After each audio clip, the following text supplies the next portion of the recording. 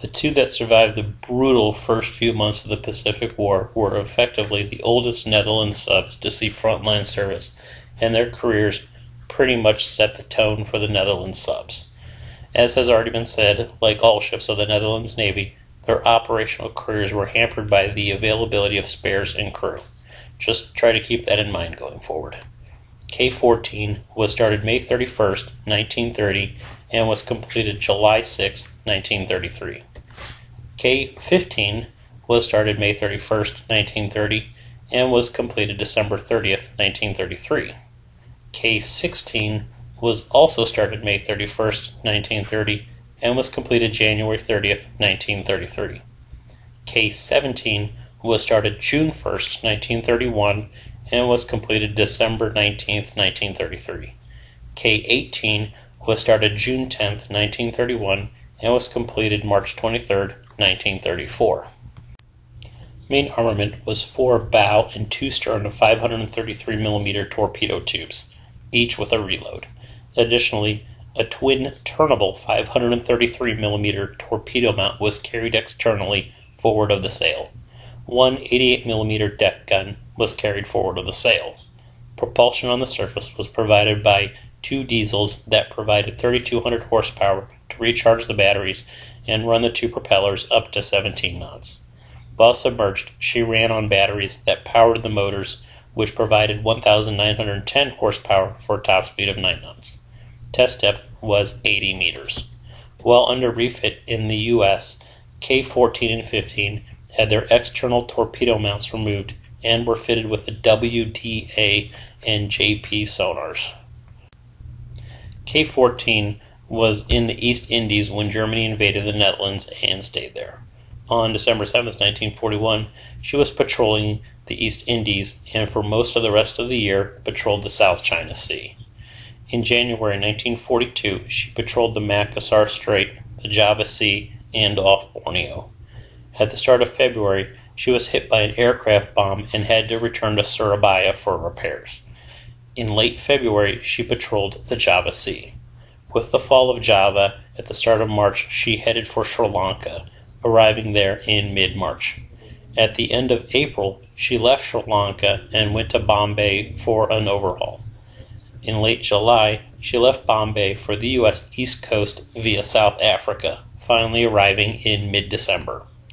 In late June 1943, with work finally done, she sailed to England, where she was used for training. In late December, she sailed from England to Sri Lanka via Suez, arriving in mid-February 1944. In mid-March, she transferred to Fremantle after a patrol in the East Indies, arriving in mid-April. After more training, in mid-June, she again patrolled the East Indies, often landing intelligence groups, until late July. Afterwards, she underwent training and overhauls around Australia that lasted until April 1945. From late April till mid-June, she patrolled the southern East Indies, again, often inserting landing parties.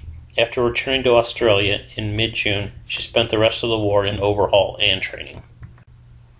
K-15 was in the East Indies from the German invasion through the start of the Pacific War. She was patrolling off the east coast of Borneo when the war started and spent most of December patrolling around the island. After maintenance in January 1942, she spent most of February patrolling the Java Sea. With the fall of Java at the start of March, she sailed to Sri Lanka, arriving in the middle of the month.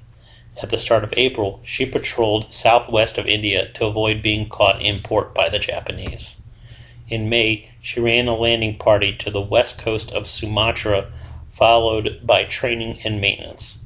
At the start of August, she sailed for the U.S. East Coast and refit via South Africa, finally arriving in late October. In mid-June 1943, she left the U.S. and sailed to Scotland, arriving at the start of July, where she conducted more training. At the start of November, she left England for Sri Lanka via the Mediterranean, arriving at the end of December.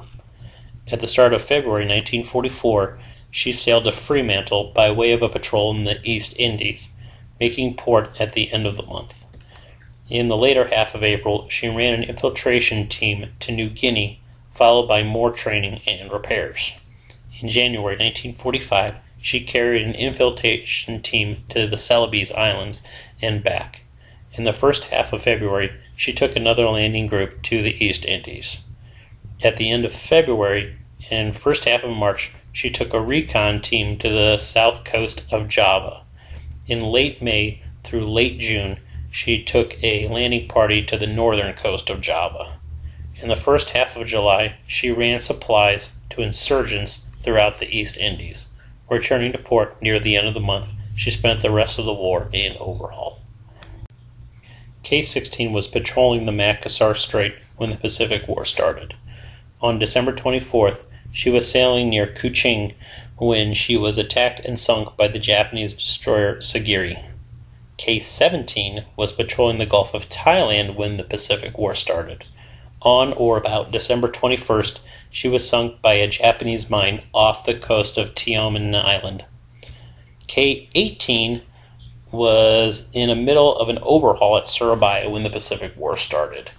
In late January 1942, she attacked the Japanese transports landing at Balikpapan, unwittingly drawing off the escorts so the American destroyers could later attack the transports.